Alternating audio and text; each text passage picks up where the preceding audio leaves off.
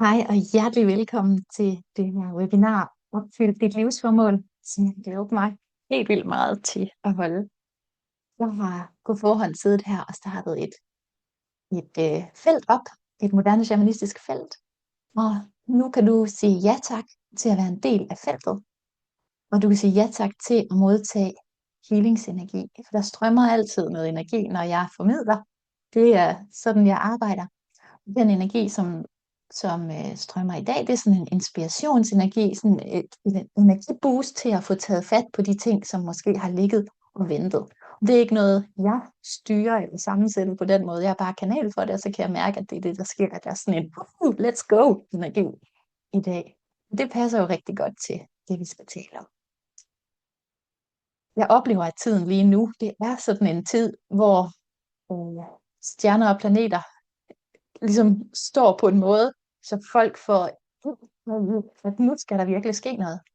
Hvor at sidste år, især sidste halvdelen af 2025, var sådan lidt en vente energi, hvor det var afslutning og så tiden an. Og så da vi bevægede os ind i 2026, så kunne det lige pludselig slet ikke gå stærkt nok. Ja, og jeg har oplevet det bare ved om de møder, jeg har haft med folk, at pludselig så er de nu sprunget ud i ting, som har på dem længe, og nu er det nu, og nu skal det være. Så det føler jeg, at det er noget, der sådan ligger i det kollektive, og det passer jo igen rigtig godt sammen med det her tema med at opfylde sit livsformål, fordi hvis ikke nu, så hvornår? Sådan der. Så det handler jo altså om at opfylde sit livsformål. Og allerførst så vil jeg fortælle min egen historie om, hvordan jeg fandt mit livsformål. Og så vil jeg dele noget generel viden om, hvad livsformål det er for en størrelse. Og så vil jeg komme med nogle gode råd til, hvordan man kan finde sit livsformål. Og så vil jeg svare på spørgsmål til sidst. Så jeg vil gerne, at vi lige gemmer spørgsmålene til sidst, så er vi sikre på, at vi når igennem programmet. Selvfølgelig, hvis der er noget, jeg siger, der ikke giver mening, må jeg gerne stille opklarende spørgsmål undervejs. Så min historie. Jeg er vokset op i Thy med det, jeg vil kalde almindelige forældre. Altså, de var ikke sådan udpræget spirituelle, men de var heller ikke agnostikere. Altså, de var sådan almindelige grundtvigianere, som øh, sådan kulturkristne, som mange danskere er. Så vi er ikke, min søster og jeg er vokset op med spiritualitet, men vi er vokset op i et åbent miljø, hvor der sådan var plads til, at man kunne udforske og være nysgerrig, vil jeg sige. Og min søster og jeg hende kommer til at nævne mange gange, det er Julie Mariel, som mange af jer sikkert kender. Vi er enæggede tvillinger, og vi har altid begge to følt os meget draget mod det spirituelle. Og så har vi også altid været sensitive. Senere har jeg fundet ud af, at vi altid har været klarfølende, men det vidste jeg ikke dengang. Dengang så følte jeg bare, at jeg var sådan en, der nemt kunne blive lidt overvældet af andre mennesker, især hvis der var nogen, der var i dårligt humør. Men at det har jeg så med tiden fundet ud af, at det er det, der hedder klarfølelse. Og der er sket forskellige små ting hen ad vejen, som var som mad for sjælen. Hver gang der dukkede et eller andet op, som var lidt spirituelt, så var det bare så interessant, og jeg lappede det i mig.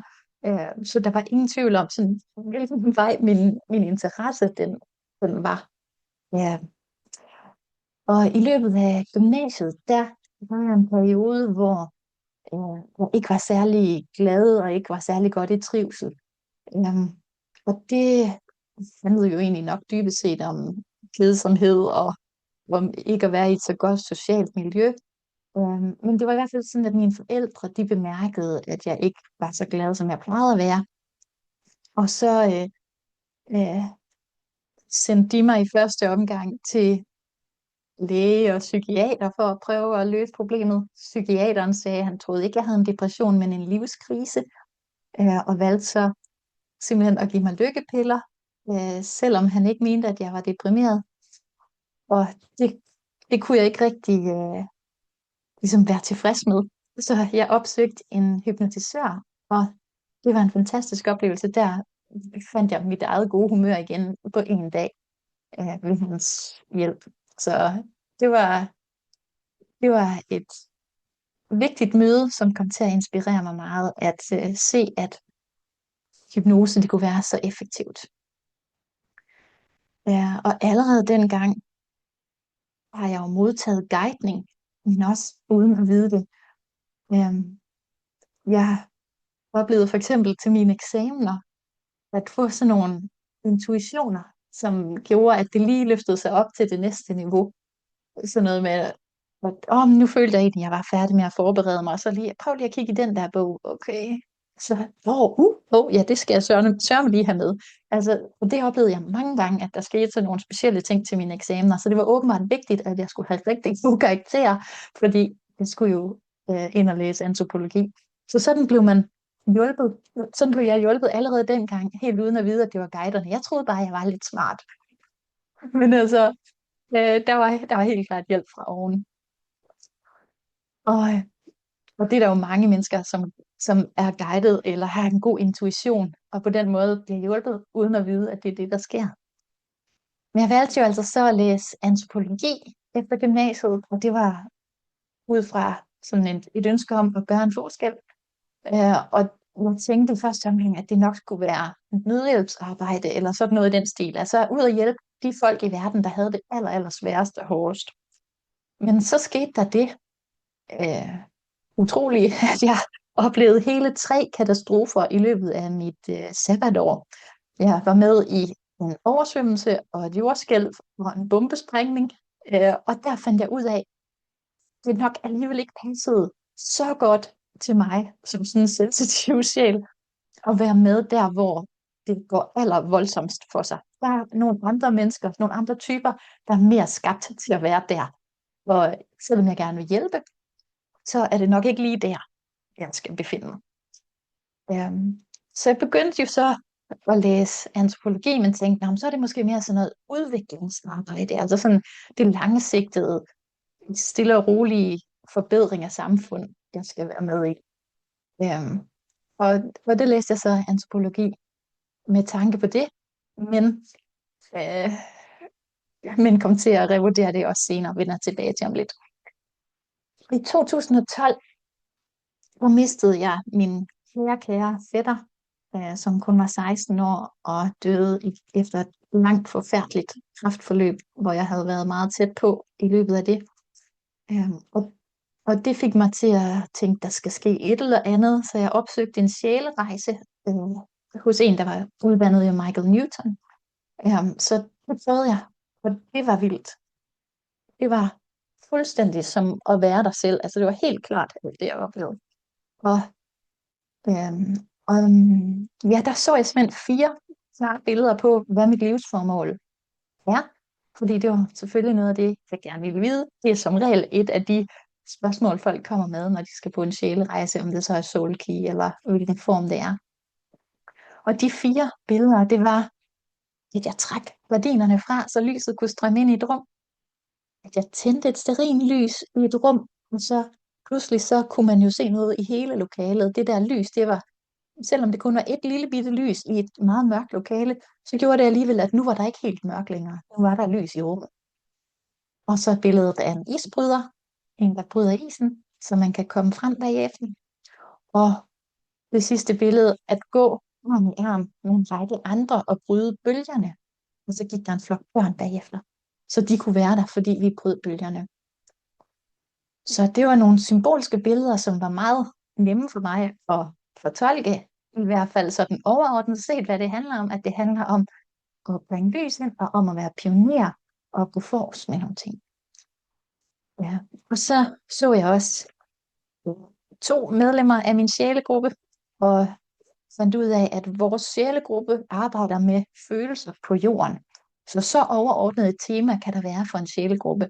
Følelser på jorden, det er jo mega bredt. Men altså, det var indsnævret til, at følelser er fokus, og det er jorden, det er ikke andre planeter, men det er her, det handler om. Så overordnet kan det altså sagtens være for en sjælegruppe, og så for mig specifikt ned til de her 4 billeder. Men det er jo stadigvæk rimelig abstrakt. Så derfra var der jo stadigvæk masser af fri vilje, masser af spillerum til, hvordan jeg så ville gøre det. Jeg valgte så i løbet af min uddannelse som antropolog at tage et semester i Vietnam, hvor jeg læste udviklingsstudier. Og i løbet af det, der fandt jeg ud af, at jamen, det er jo egentlig ikke særlig smart, at vi har skabt en samfundsform i Vesten, som baserer sig på, at vi overforbruger verdens ressourcer. Det er ikke bæredygtigt. Vi bruger meget mere, end jorden kan klare. Og den model er vi i gang med at eksportere til den tredje verden. Og de kommer aldrig op på vores niveau, fordi den måde kapitalismen fungerer på, der er det den rige, der altid vinder. Så de vil blive inddraget i et kapitalistisk globalt samfund på det allernederste trin, og være dem, der har det hårde arbejde, det beskidte arbejde, og det der, hvor ressourcerne bliver hentet, og det er dem, der taber i det spil. Så det havde jeg ikke lyst til at være en del af. I stedet for så besluttede jeg mig for, at jeg ville gerne være med til at udvikle bevidstheden hos samfundet her i vores del af verden. Fordi når vi udvikler vores bevidsthed, så kan vi forhåbentlig skabe noget, der er bedre end sådan en forbrugskapitalisme. Så kan det forhåbentlig gøre, at vi kan stoppe med at eksportere en uholdbar model, men at vi kan finde på noget, der er klogere, og så på den måde være til større gavn for verden. Så det var en del af logikken bag, at jeg ville arbejde med bevidsthedsudvikling i Danmark. Så havde jeg en lille studiepause undervejs, også imellem bachelor og kandidat, som jeg brugte på at være supervisor nede ved de bosniske pyramider, som jeg jo senere er kommet til at skrive en bog om, holde foredrag om og lave en hel del grupperejser ned til de bosniske pyramider. Det havde jeg ingen idé om dengang. Jeg synes bare, det var for spændende, så jeg kunne slet ikke lade være. Men sådan er det jo nogle gange, at når vi følger vores hjerte og vores passion og vores nysgerrighed, de ting, vi bare slet ikke kan lade være med, jamen så bliver vi drevet hen til noget, hvor vi i første omgang måske kan tænke sådan, hvad skal jeg bruge det til? Hvordan skal det gavne min karriere eller mit liv herhjemme, at jeg tager ned i 14 dage og er med til at køre trillebøger i nogle tunneller? Jamen, det viste sig så senere hen, at det i allerhøjeste grad gav mening for mig i forhold til min livsvej. Og jeg var med i et projekt nede i Sydafrika, som egentlig handlede om at prøve at lave en landsby, der fungerede uden penge, men projektet kørte ikke ret godt. Især fordi lederne af projektet var ude at rejse, og ikke havde fået overdraget det til nogen, der havde styr på det. Så i løbet af den periode, jeg var dernede, så blev jeg også sådan lidt træt af at bare hjælpe til i andre folks kuldsejlede projekter. Og begyndte jeg at mærke sådan en trang til, nu skal jeg snart hjem og bygge noget op selv. Så det blev sådan en sult efter at slå mig ned og skabe noget, bygge noget op, der var varigt. Da jeg blev færdig på studiet, så skete der forskellige lykketræf, som gav mulighed for, at jeg kunne komme meget, meget billigere end normalt med på nogle hypnoterapiuddannelser.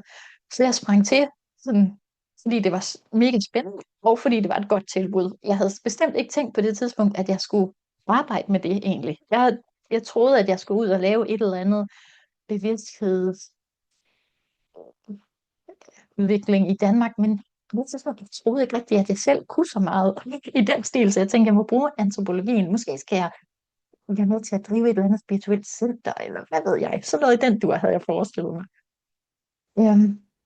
Men så tog jeg de her hypnoterapiuddannelser, og synes det var mega spændende og mega fedt. Og efter at have tænkt mig om i et års tid, og taget på et lille retreat alene, hvor jeg virkelig kunne mærke efter, så besluttede jeg mig for, at det var alternativ behandling, der skulle være min vej, selvom jeg havde antropologien. Og så tænkte jeg jo, så har jeg så spildt 5 år på det, men det viste sig jo også hen ad vejen, at nej, det havde jeg slet ikke, fordi antropologi er faktisk meget relevant i forhold til alt muligt med shamanisme. Fordi vi jo har studeret, hvordan diverse oprindelige folk i hele verden har brugt shamanisme. Så på den måde har jeg fået sådan et globalt overblik over forskellige shamanistiske kulturer og alt muligt andet. Så antropologi kan man jo bruge til alverdens ting. Og der i den tid efter endt uddannelse, så kom jeg også med på et retreat, øhm, hos Karina Bundgaard, og det var også, altså det var noget, der handlede om også noget med livsvej faktisk, men uden at jeg sådan måske havde de store ambitioner igen. Jeg synes bare, det var mega spændende. Jeg kunne slet ikke lade være med at tage med. Så jeg tog med på det, og så skete der simpelthen det i løbet af den uges tid der, at jeg dels fik sådan en vision af nogle gange nede under jorden, hvor der susede noget energi ned i. Og det fandt jeg så ud af, at det var ley lines. Og det blev til inspiration til Portal Journeys, det her øh, samarbejde med min søster, hvor vi har lavet en masse feministisk energiarbejde på portalsteder i Danmark og sådan. Og så i løbet af det retreat, så skete der også det, at jeg kunne se, at der var nogle andre, der hjalp til med forskellige ting, så jeg spurgte Karina, skal jeg ikke også hjælpe med et eller andet?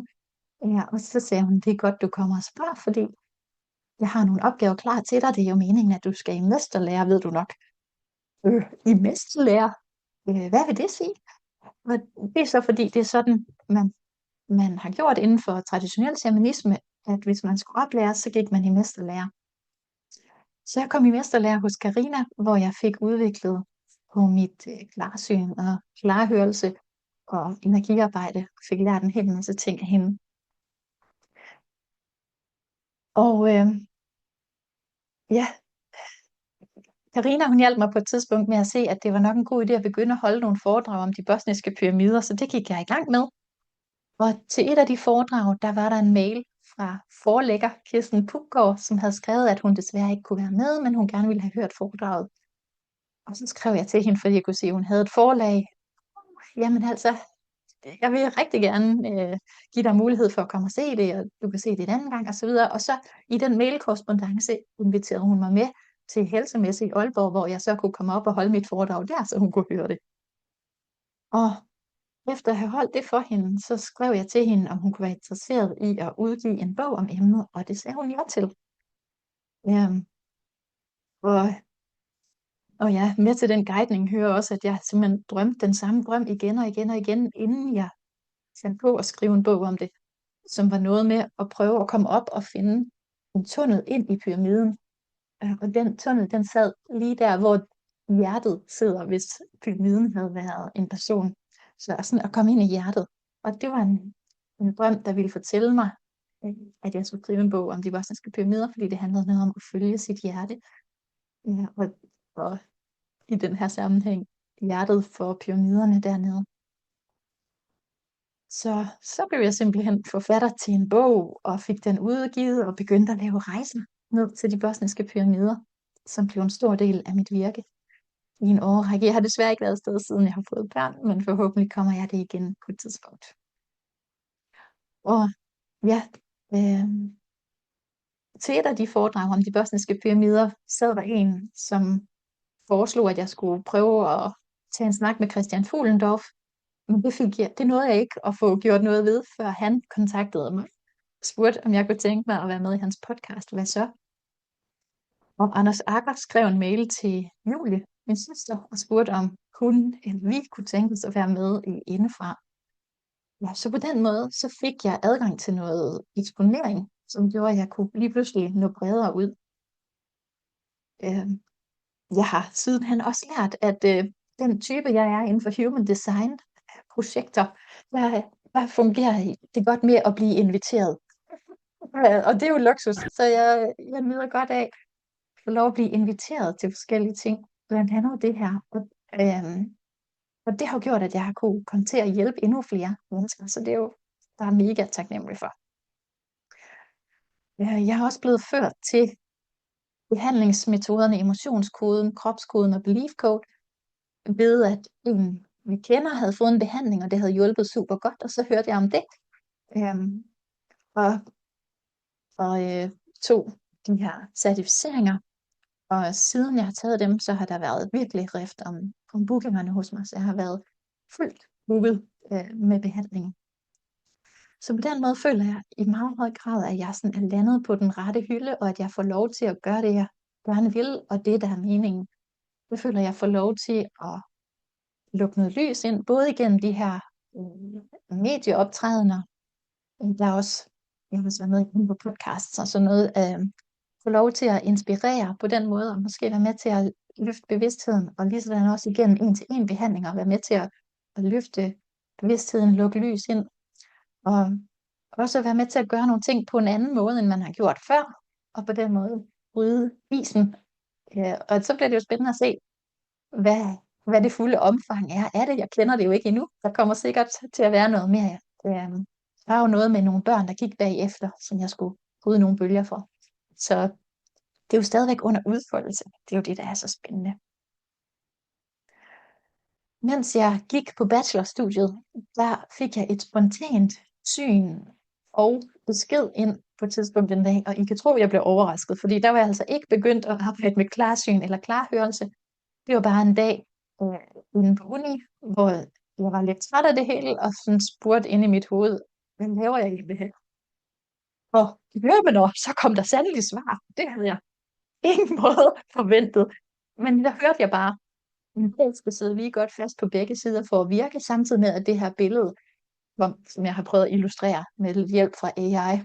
Så der var en kløft med sådan det lidt kedelige, almindelige liv på den ene side, universitetsverdenen, og så på den anden side, ja, Bountyland af spiritualitet, alt muligt spændende, og regnbuer og krystaller og enhjørninge. Altså sådan alt muligt, hvad der var farverigt og fantastisk og spændende og spirituelt, det var over på den anden side.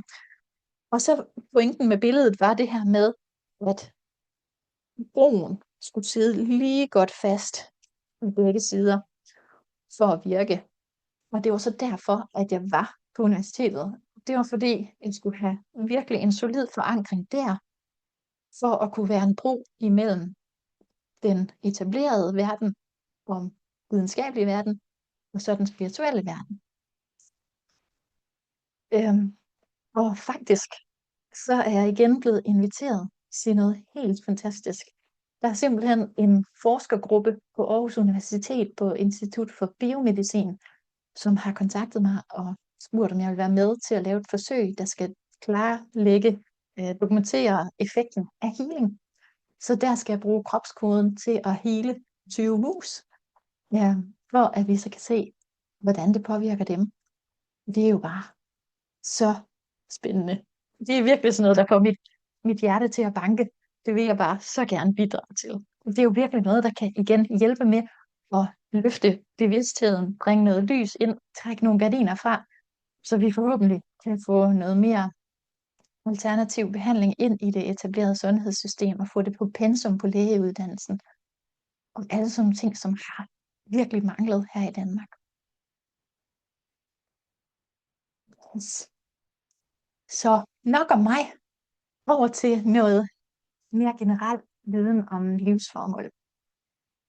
Jeg har jo set rigtig mange menneskers rejse ind i livet mellem livene og spørge, hvad er mit livsformål? Og så har de fået nogle svar med tilbage. Og det grupperer sig i forskellige kategorier, som jeg har lavet sådan en lille model for her. Så det første, det handler om at lære, altså at udvikle sig som sjæl, at indse nogle ting, at forstå nogle ting, at erkende nogle ting.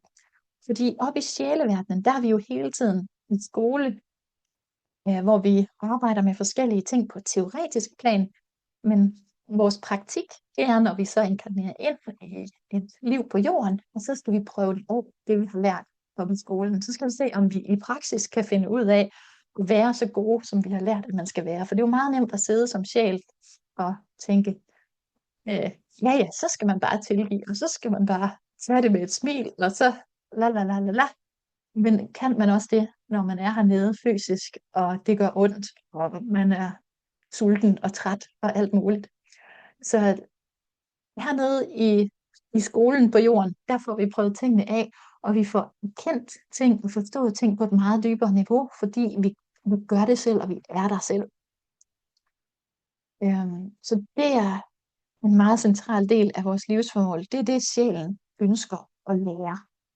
Så vi vælger i høj grad vores liv ud fra, at vi ser på, hvor er jeg i min udvikling som sjæl? Hvad mangler jeg at lære? Hvordan kan jeg komme til at lære det bedst muligt? Og så finder vi et sted i verden, Vi vælger nogle forældre, vi vælger vores køn, vi vælger et fødselstidspunkt, hvor vi kan få mulighed for at lære lige præcis de ting. Og derudover, så kan der jo også godt ligge nogle gaver til os. Noget, vi skal give undervejs, mens vi er her. Noget, vi skal hjælpe med, bidrage med, forandre, støtte. Når jeg skal gøre de her ting med at lukke lyset ind og sådan noget, så handler det jo om noget med at forandre og hjælpe. Det kan nemt være også, at vi har nogle aftaler med nogen fra vores sjælegruppe, om at vi skal hjælpe hinanden med nogle ting. At så inkarnerer vi ned, og så er jeg din søster, og så er du min bedste veninde, og så hjælper vi hinanden på den her måde, og støtter hinanden med nogle ting.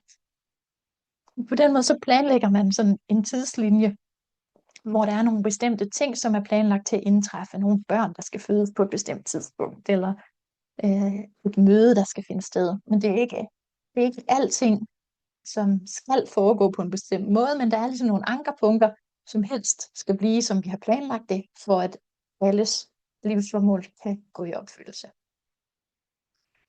Og så slog det mig på et tidspunkt, at det tredje ben i det her, det er jo det med at være. Altså, at livet er også en gave, som vi får. Det handler ikke kun om, at vi skal lære ting, og vi skal give ting. Det handler også om, at vi får gaven af at være her i livet. Vi får smukke oplevelser. Vi kan nyde at være her. Vi kan udleve vores drømme, udleve vores passion, prøve alt det af, som vi drømmer om. Ja, alt det, vi synes kunne være sjovt at prøve. Og det er jo en del af Guds plan med skabelsen. At Gud, den her ene bevidsthed, som vi alle sammen er en del af, er i gang med at folde sig ud og se, hvad kan jeg blive? Hvad kan jeg blive? Og så har den her bevidsthed delt sig op i en hel masse forskellige dimensioner og verdener. Og hver enkelt person, hver enkelt sjæl, er i gang med at udfolde sit potentiale, og på den måde tilføjer vi noget mere til, hvad Gud kan være. Så vi er i gang med at udforske uendeligheden af, hvad kan vi blive? Så det vigtigste i livet er ikke, hvad du opnår i form af succes, men det er, hvem du bliver af det i forhold til det her med at lære noget. Altså sjælens primære sigte, det er at udvikle sig. Så derfor er det mere afgørende, om man bliver en person med en stærk karakter af at have været her, end om det lige lykkes med de og de projekter undervejs. Og det har jeg et eksempel på her fra en konkret soulkey, hvor jeg fik lov til at guide en mand, som var tilbage i et tidligere liv. Jeg læser lige op her, hvad han sagde undervejs. Det næste vi oplevede var at stå i en skovrydning og skulle til at blive omringet bag nogle høje palisader. Fjenden er i stort overtal. Vi kommer formentlig ikke ud af det her levende. Så handler det om at tage så mange af modstanderne med, inden vi falder for deres overmagt. Og så i næste nu. Han død, kigger på masser af fjender, der strømmer ind over. Der er en god fred heroppe fra. Så nu var han altså allerede ude af kroppen og så det hele ovenfra. Den vigtigste læring, det var at være villig til at kæmpe, uanset hvor overvældende fjenden ser ud. Og vide, at jeg har gjort det før, og det er okay. Det skal ikke handle om succes eller ej, men om selve handlingen. Den til sidste blodstråle. Og det er en gave, jeg har med derfra, som jeg kan tage videre fra den inkarnation. Der ligger også en dom, der skal slippes, der hedder, det var forgæves, så hvorfor skulle jeg overhovedet gøre det her? Og det er det samme svar. Det handler ikke om udfaldet, men om at tage handlingen, fordi det var det rette at gøre. Så det er et eksempel på det her med, at sjælen, den er godt tilfreds med sig selv. Sjælen evaluerer ikke på, om de vandt krigen eller ej. Sjælen evaluerer på sin egen indsats. Gjorde jeg det rigtige? Var jeg modig? Gjorde jeg det, jeg skulle? Ja. Og evaluerer jo særligt på de ting, som den har sat sig for, og den gerne vil lære i den inkarnation. Fik jeg lært det?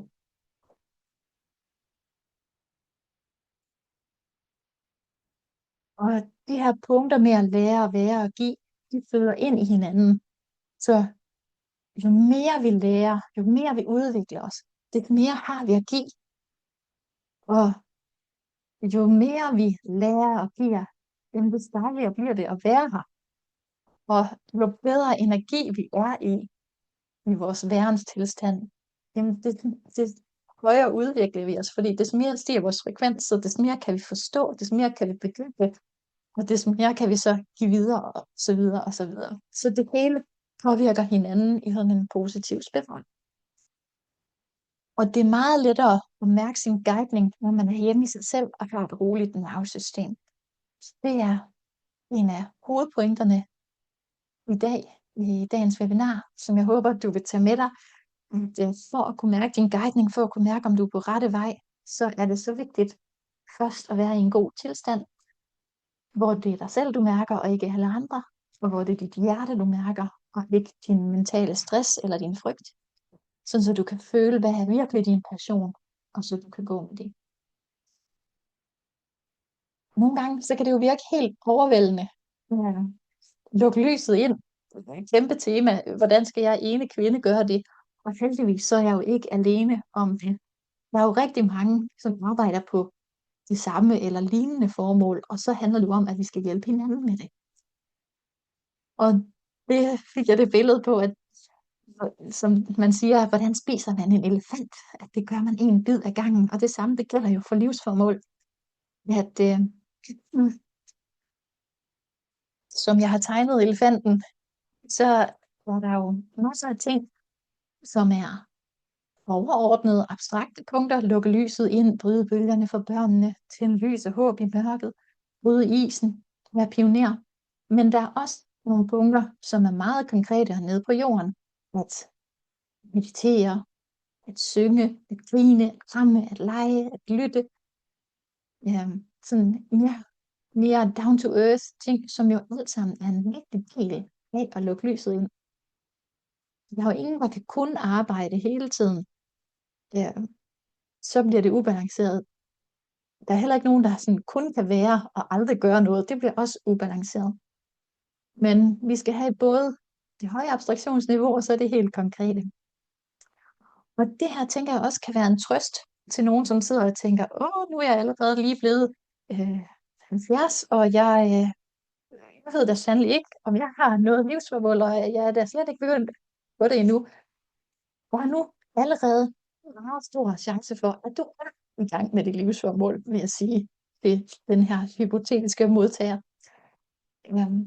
Fordi hvis man så kigger tilbage på sit liv, så vil der allerede være en hel masse ting, som passer sammen med det, som er dit livsformål.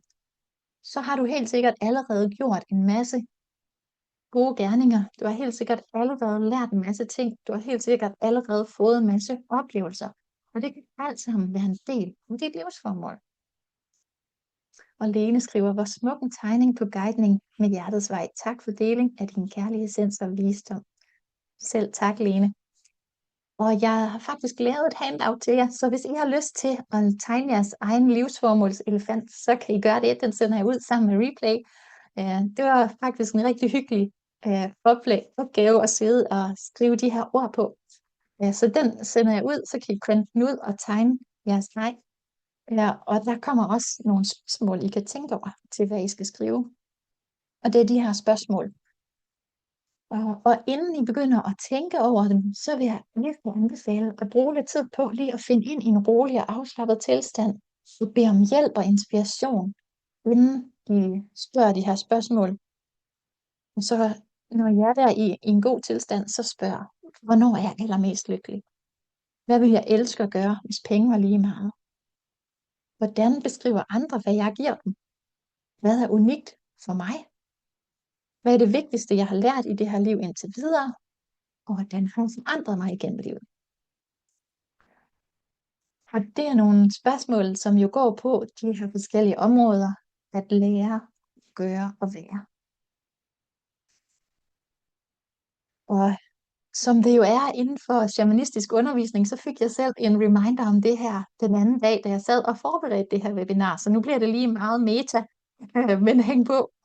Ja, fordi det er tit sådan, det er inden for moderne shamanisme, at underviseren får nogle oplevelser, der er i en proces, Så er det lige præcis den proces, der skal bruges til undervisningen. Så det skete i sidste uge, at jeg havde sådan en formiddag, hvor jeg bare sad og hakkede lidt rundt i det, og ikke lige helt kunne finde ud af, hvor jeg skulle starte, og hvad jeg skulle gøre først, fordi der var så mange ting, jeg skulle gøre, så det var sådan lidt her og lidt der. Men så om eftermiddagen havde jeg bestemt mig, at jeg ville gå udenfor, fordi det skulle blive godt vejr, så satte jeg mig ud. Og så er det naturligt for mig, når jeg kommer ud i naturen og skal lave en eller anden opgave, at så stiller jeg jo lige ind, som jeg har lært. Så kom der bare hul igen, så kom der bare flow, og så kunne jeg jo lynhurtigt lave det, jeg skulle, og fik en masse nye idéer, jeg ikke havde tænkt på ellers. Så det var en reminder til mig om at påminde jer om, hvor vigtigt det er med tilstanden. Tilstanden er altafgørende. Så derfor, inden du begynder at svare på spørgsmålene, så tag dig roen til at finde ind i en rolig, afslappet, fokuseret tilstand, og husk at bede om hjælp oppefra til det. Hvis du gerne vil have mere støtte til at finde dit livsformål og forstå det, så har jeg et forløb, der hedder Opfyld dit livsformål, som starter til august og kører i et halvt år med en weekend om måneden. Så kan du få hjælp til at forstå dit livsformål, til at komme i ro, så du kan mærke din guidning. Hjælp til at komme til at leve et mere meningsfyldt liv, til at turde stole på dig selv og på din intuition, og til at finde modet til at føre din mission ud i livet. Så det her forløb, det starter 29. august og kører ind til 24. januar. Det er inde i Mejlgade i Aarhus, og det er også muligt at være med online. Og det er sådan en undervisning, hvor jeg har planlagt noget undervisning, der skal foregå, men ligesom nu, så tuner jeg ind, og så kommer der en energi igennem, samtidig med, at jeg underviser, og så kommer der nogle eksempler, som passer til de folk, der er med. Så på den måde, så bliver undervisningen intuitivt tilpasset til dem, der er en del af holdet. Det er det, man inden for antropologien vil kalde semistruktureret. Jeg tror bare ikke lige, at de fleste antropologer ved, at det er guiderne, der lige hjælper med til den intuitive del der. Og på det her kursus, så vil du blive guidet til at finde dine egne svar på, hvad dit livsformål er, hvilken sjæletype du er, hvilke særlige kvaliteter du indeholder, hvad der har holdt dig tilbage fra at udfolde dit potentiale, og hvordan du overkommer de forhindringer, og hvordan du kommer i gang helt konkret, og hvordan du læser tegnene fra universet. Så du lærer blandt andet det her med at skifte bevidsthedstilstand, som jo er en virkelig vigtig og grundlæggende shamanistisk kompetence. Du lærer at rense energien, du lærer at holde energetiske felter, du lærer at bruge trommerejser som en måde at finde svar på, og du lærer en masse andre teknikker til at finde svar. Du lærer at arbejde med dit kraftdyr og skabe forbindelse til dit højere selv og til dine forfædre. Og du lærer at læse naturens tegn. Og jeg spørger, kan der være frygt med i ens livsformål? Jeg ved, hvad jeg vil, men jeg er bange for at fejle. Det er jo en af de der store, klassiske blokeringer, der kan være, at man ved egentlig, hvad man vil, men at man er bange for at fejle. Og så handler det om at få taget hånd om den der frygt for at fejle. Så er det rigtig godt at få lavet noget terapi på den frygt. Der er mange, mange måder, man kan gøre det på. Men frygt er som regel den største bremseklods, fordi vi er bange for, hvad der sker, hvis vi kaster os ud i det. Det, som folk de især fortryder på deres dødsleje, det er alle de ting, de ikke fik gjort, især på grund af frygt. Så det er virkelig en vigtig ting. At få taget hånd om den der frygt, så man tør kaste sig ud i det. I løbet af forløbet, så får man blandt andet sjælerejser, ligesom at være på Soul Key, trommerejser, sjælehentning, rensning, healing, som en del af et trygt fællesskab, hvor vi hjælper hinanden, bakker hinanden op, og følger med i hinandens processer. Og det er også vigtigt, fordi man gør sig altid lidt mere umage, når der er nogle andre, der kigger på. Så det kan være et lille skub i ryggen, som man har brug for at turde kaste sig ud i det. Og så prøver vi at øve os på hinanden med de her teknikker, I har lært, og på den måde får I en masse sparring og træning i grupper, hvor jeg vejleder. Og jeg muskeltester altid, hvem der skal være sammen i gruppe, og det gør, at man så bliver sat sammen med de helt rigtige, sådan så man lige præcis har den brik, som den anden mangler. Og Karin spørger, vil kurset give mening, hvis der ikke er en grundlæggende tro på Gud som en altskabende bevidsthed, ej heller en tro på guider? Altså, man er velkommen, uanset hvad man tror på. Jeg gør det meget klart fra starten af på modul 1, hvad jeg tror på, og hvad mit perspektiv er. Men man er meget velkommen til at have sit eget perspektiv. Øhm, det er, øh, der er jo sådan nogle forskellige øvelser undervejs, der handler om at finde svar. Men hvor man tror, svarene kommer fra, det skal ikke skille os ad. Der er jo trommerejser, hvor man henter svar fra kræftdyr, og vi connecter med forskellige ting. Der er blandt andet en rensning, hvor man arbejder med kildens lys, og der er en rensning, hvor man arbejder med den galaktiske centrale sol.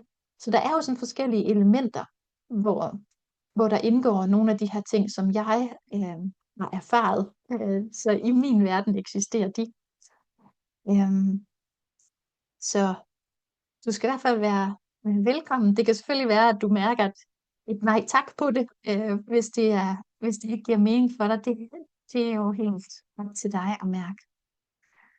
Og Clara spørger, hvis man har været ude at dele omkring det, der skal deles om, man fik et rap over nallerne udefra, der skabte frygt, så er det også en blokering, der kan forløses, ikke? Jo, det er det nemlig lige præcis. Hvis man har nogle negative oplevelser, så er der også rigtig god grund til at få lavet noget forløsning af det, sådan så man er klar igen. Er det så, fordi den del af ens formål er klaret, eller blot skal omdefineres? Øhm, så kan det være, at der er noget, der skal gøres på en anden måde, eller der er nogle forandringer, der skal laves. Og det er jo rigtig spændende at kigge ind i der. Øhm, det passer sammen med en ting, jeg så i går, selvfølgelig. Sådan passer tingene jo sammen. Øh, øh, at nogle gange, så kan vi godt tro, at det er enten eller. Altså, at enten skal man formidle, eller også skal man ikke. Men i virkeligheden, så er tingene jo ikke så sort-hvide. Tit så er det, at der lige er noget, der skal justeres lidt på. At der er nogle ting, der lige skal gøres lidt anderledes, eller at indholdet, fokus måske skal være lidt anderledes. At der skal ske nogle forandringer i energien, eller et eller andet i den stil. Så kan man jo gå ind og kigge, hvad var det, der ikke fungerede godt? Hvad var det, der var ubehageligt ved det? Hvordan kunne det komme til at blive sådan, så jeg godt kan lide det, og godt kan være i det? Og Karin siger, vil det være meningsfuldt, altså at deltage, hvis man ikke har en grundlæggende tro på Gud som en altskabende bevidsthed, eller en tro på guider? Vil det være meningsfuldt så? Altså det er jo det er en fordel, at du har en tro på, at der er noget, der er mening. At der er noget, der er dit livsformål, fordi det er jo ligesom er det, vi spørger ind til. Øhm, jeg kunne godt have lyst til at spørge dig, Karin, hvad tror du så på? Fordi så kan jeg måske bedre sige, om det passer ind, eller om det giver mening for dig.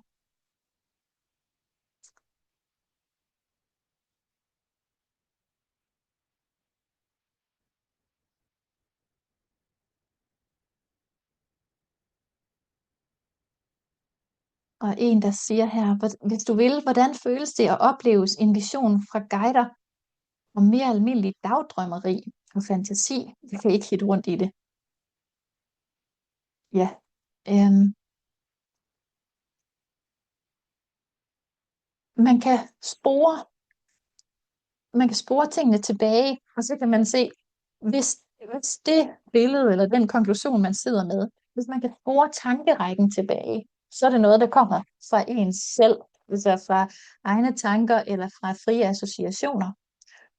Hvis det er noget, der kommer ud af det blå på en anden måde, og det er noget, der overrasker dig, og noget, du ikke selv har forestillet dig, så er det intuition eller guider. Det er en måde, man kan mærke forskel. Og Kirsten spørger, kan jeg finde de fine råd efterfølgende? Ja, øhm, det hele, det Så al lyden bliver optaget, og video bliver optaget, bliver lagt på YouTube, og jeg sender en PDF ud med elefanten der, og med spørgsmålene, sådan så man kan lave den, hvis det er det, du mener, med de fine råd. Og Annemina, hvis jeg ønsker at deltage online på Forstå din, øh, på Find dit livsformål, hvordan så med den del, hvor vi skal arbejde to og to sammen?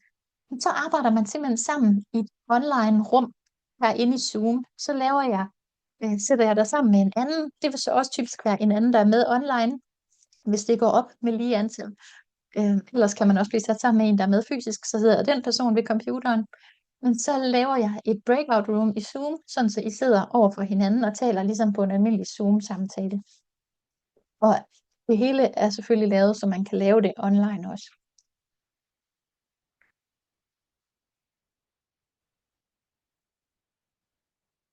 De gode råd kommer ikke på skrift ud over de spørgsmål. Øh, så, men I får det på video, så I kan genlytte det. Ellers så kan I tage noter.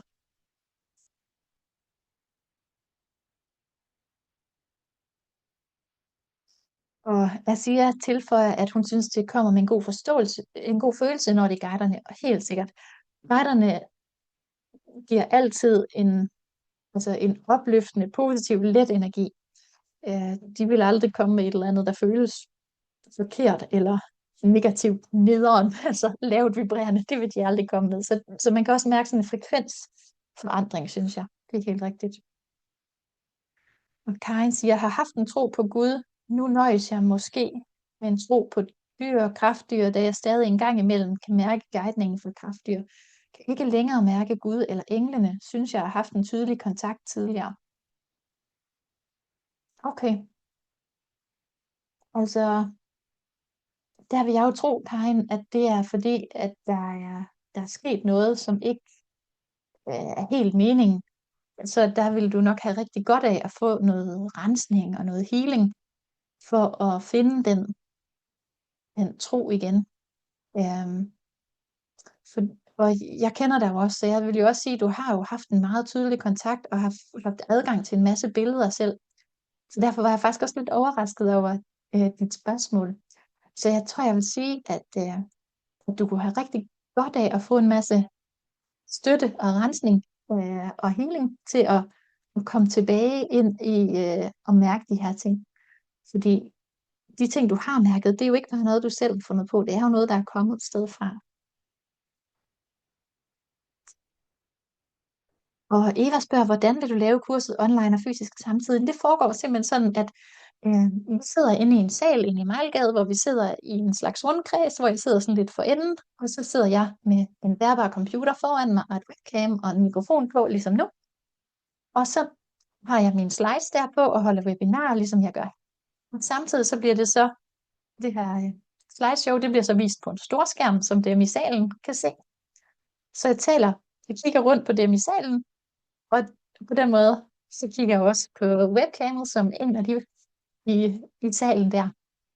Så på den måde, får man, øh, så laver jeg begge dele på en gang. Og er man med fysisk, så har man også mulighed for at tage noget af det online, hvis der nu er nogle dage, man ikke kan. Så kan man bare være med online de dage, man ikke kan. Eller man kan se det på replay, hvis der er nogle dage, man ikke kan. Og det gælder også, hvis man er med online, og der er nogle dage, man ikke kan, så kan man bare tage det på replay. Og Isabella siger, at det er meget gavnligt og hjælpsom information. Jeg får meget ud af webinaret. Det glæder mig rigtig meget. Jeg har kørt det her hold en gang i 2025, og her er lige et par citater fra deltagerne. Der var en, der sagde, det var fantastisk. Der var en, der sagde, super godt. Det har været et dejligt og hjertevarmt forløb med masser af personlig shamanistisk udvikling, læring og viden.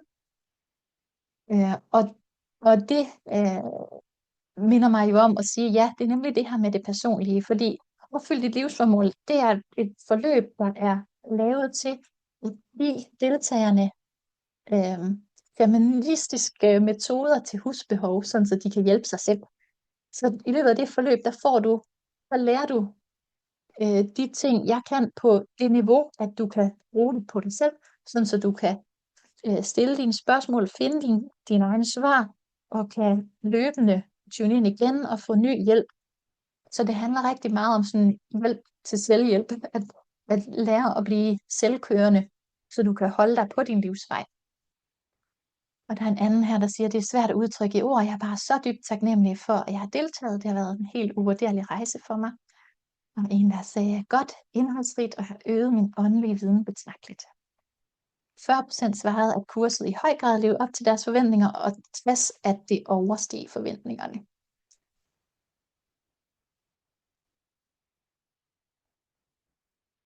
Og undervisningen ligger fra august, den weekend om måneden frem til januar, 29. august til 24. januar.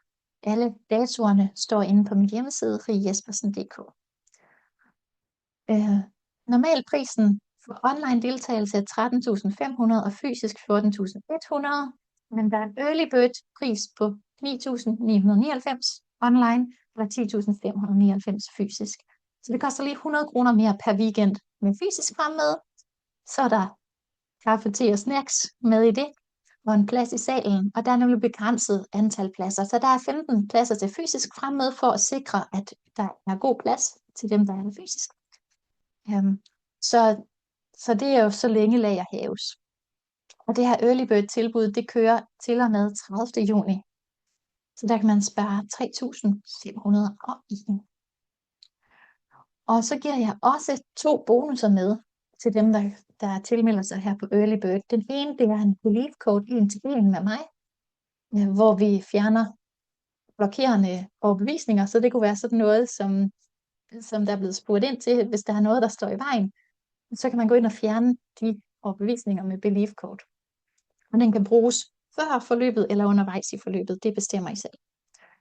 Og så får I også et valgfrit online kursus, hvor I kan vælge mellem alle dem, jeg har liggende inde på min hjemmeside, hvis der er et bestemt område, I gerne vil fordybe jer ekstra meget i. Fordi kurset her, det kommer jo sådan lidt hele vejen rundt, men det kan jo godt være, at der er et område, som I synes er mere spændende end andet, så kan I så uddybe det ved at tage det her online bonuskursus. Så kan man for eksempel vælge at lytte til dine guider, hvis man gerne vil øve endnu mere guidekontakt. Det kunne være shamanistiske rødder, hvis man gerne vil lære mere om shamanisme og traditionerne. Det kunne være spiritualitet og videnskab, hvis man er mere til den del af det. Det er frit valg.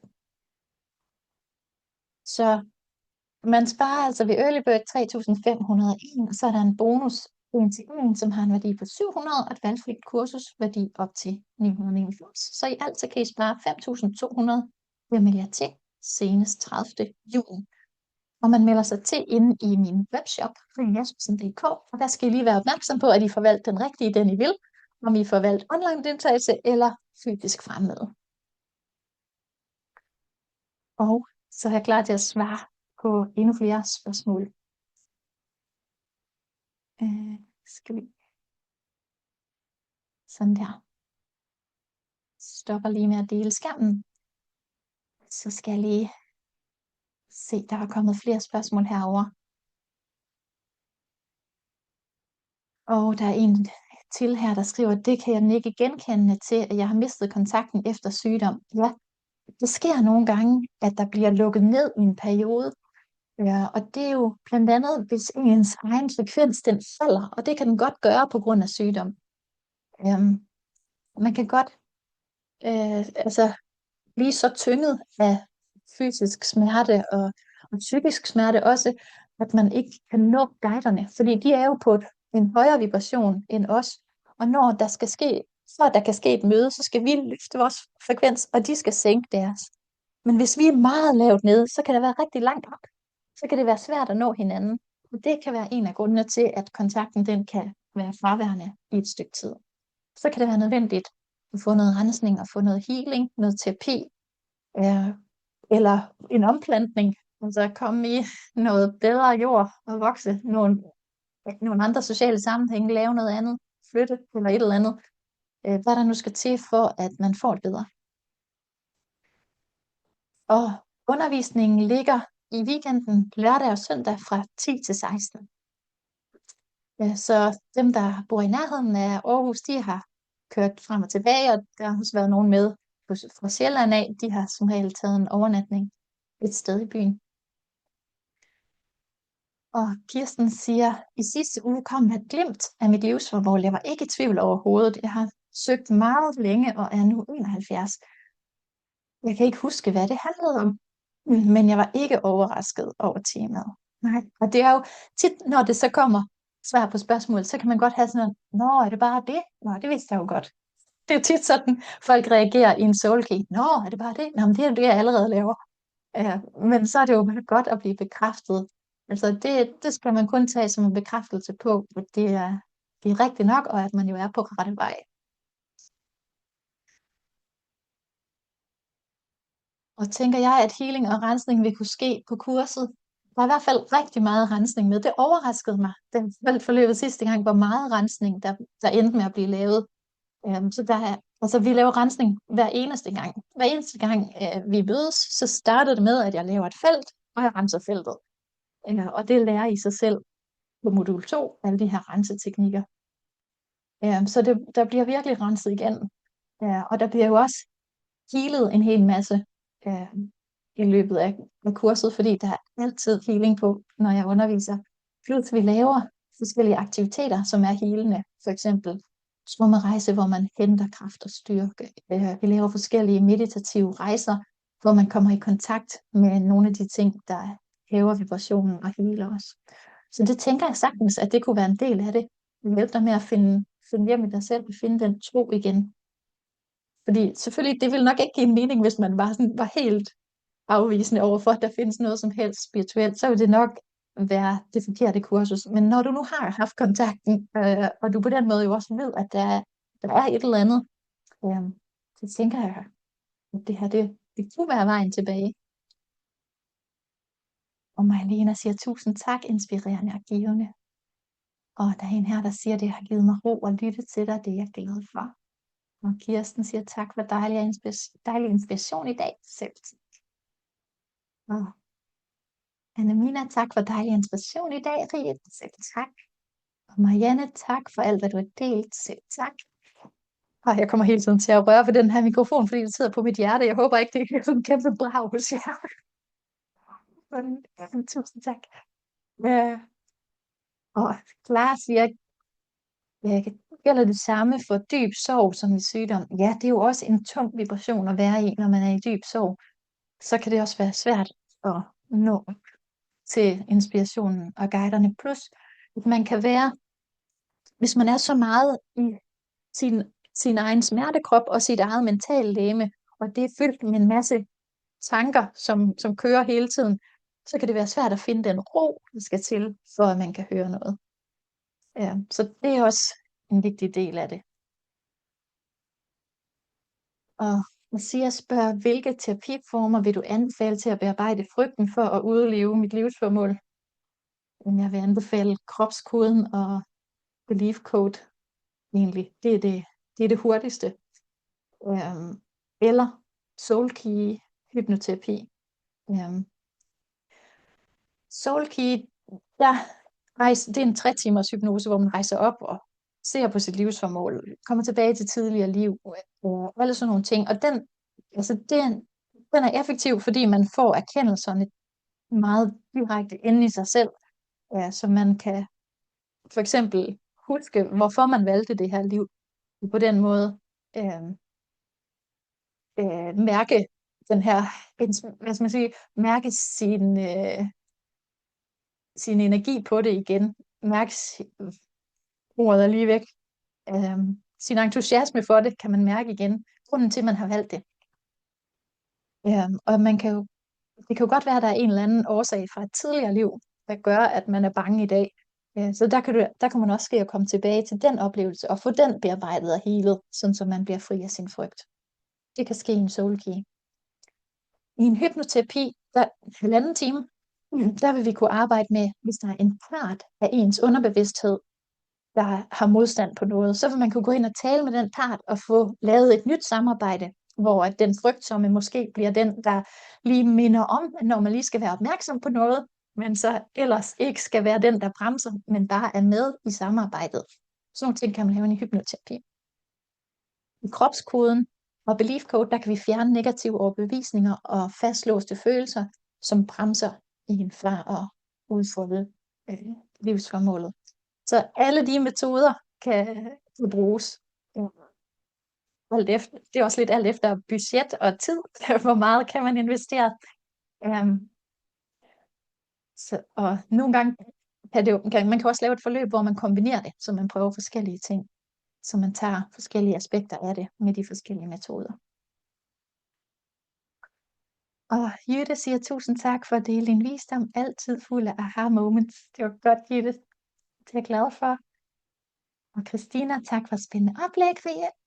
Karin, tusind tak for dig og din dybe tro og dedikation. Selv tak, Karin. Det er jo lige præcis det, jeg er her for. Så det er bare så dejligt og så meningsfuldt for mig at få lov til at dele ud af det. Så jeg er også så glad for, at der er nogen, der gider at høre på det. Det giver jo mig mulighed for at opfylde mit livsformål. Så stor taknemmelighed hele vejen rundt her. Og Kristel siger tak for altid at forklare tingene, så det er nemt at forstå. Dejligt, at det er nemt at forstå. Der er en her, der siger, at det lyder som noget, jeg godt vil være med til. Det lyder dejligt.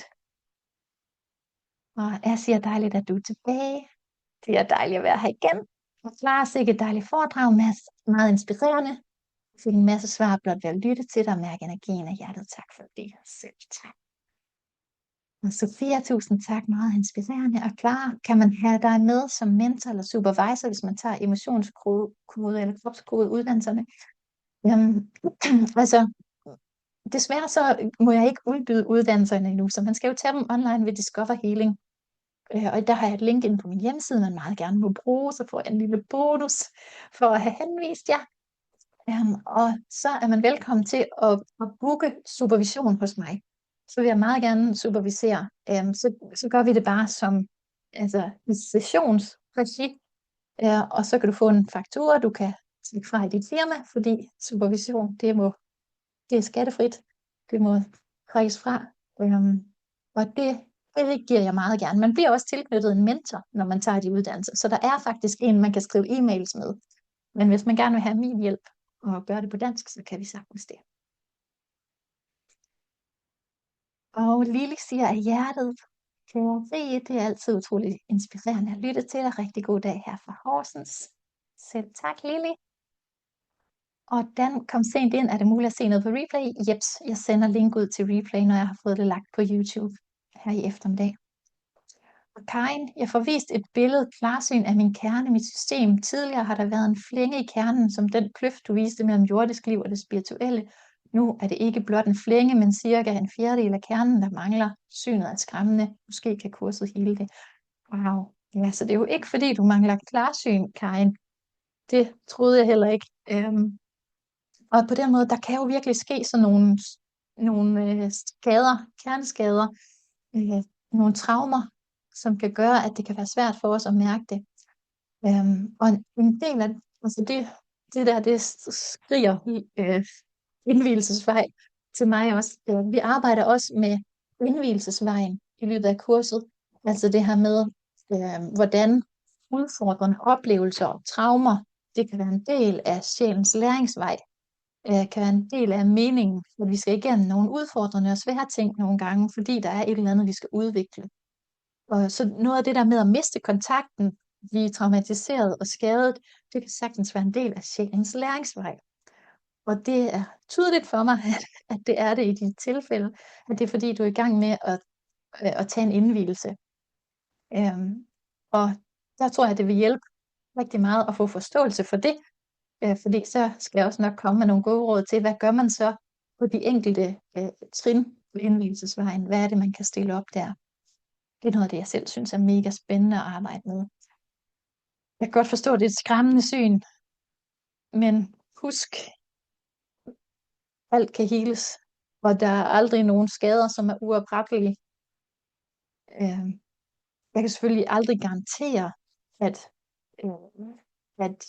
det vil blive helet i løbet af det her kursus, men jeg har da en fornemmelse af, at det vil kunne give dig noget godt, at det vil kunne give noget god energi og noget inspiration, og en form for livline til at finde vej igen.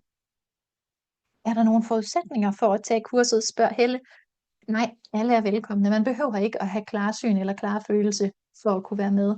Jeg oplever faktisk, at folk bliver meget overrasket over at finde ud af, hvad de godt kan, når de kommer med.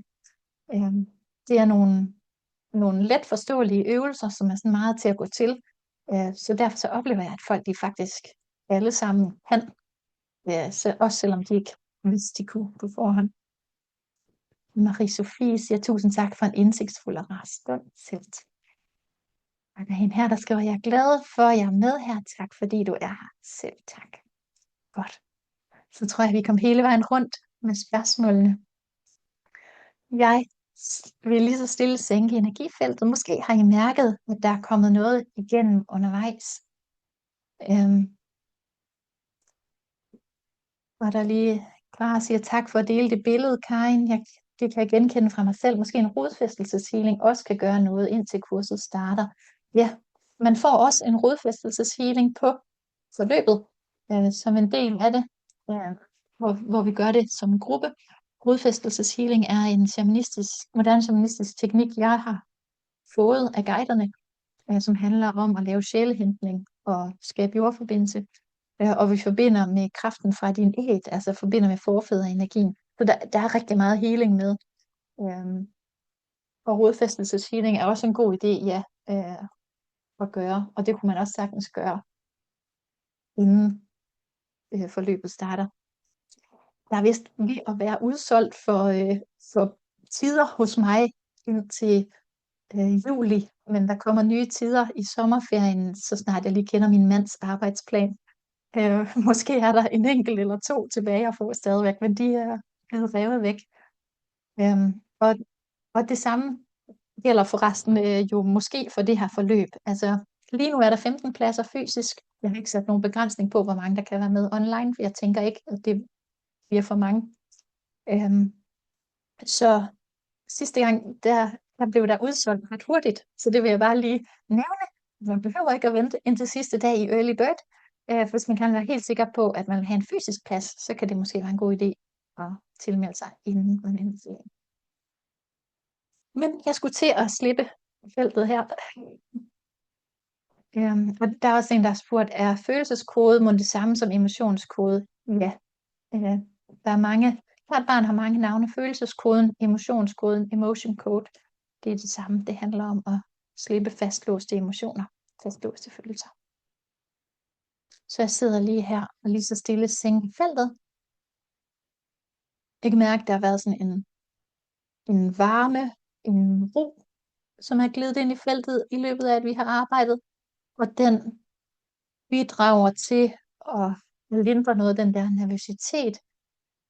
Både nervøsiteten for ikke at gøre det godt nok, nervøsiteten for, hvad hvis jeg aldrig finder mit livsformål, og frygten for, hvad hvis jeg gør det, jeg ved, jeg skal. Så der har været noget beroligende healing til det. Og samtidig kan jeg også mærke den der sådan, energi, som jo ligger i tiden lige nu, om nu er det nu, nu skal vi. Den har også været med her i dag. Så jeg sænker lige så stille feltet. Passer meget godt med, at jeg snart ikke har mere stemme tilbage. Og der er en her, der siger, at jeg vil gerne være med, hvis jeg når at blive opereret inden. Okay. Ja, tag lige fat i mig. Skriv mig lige en e-mail, hvis der er noget med at skulle tilmeldes på nogle særlige betingelser, eller hvis der er noget med hvis. Øhm, det er jo muligt at tage det online, hvis man ikke kan være med den første weekend for eksempel. Så kan man være med online den første weekend, eller på replay den første weekend. Eller hvornår, hvor meget det nu er nødvendigt.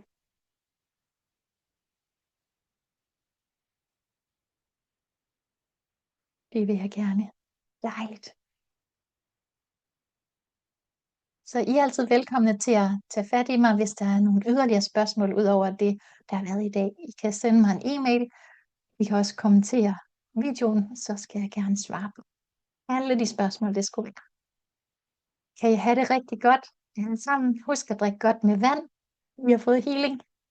Ha' det rigtig godt, og jeg glæder mig til at se jer igen en anden god gang. Hej så længe.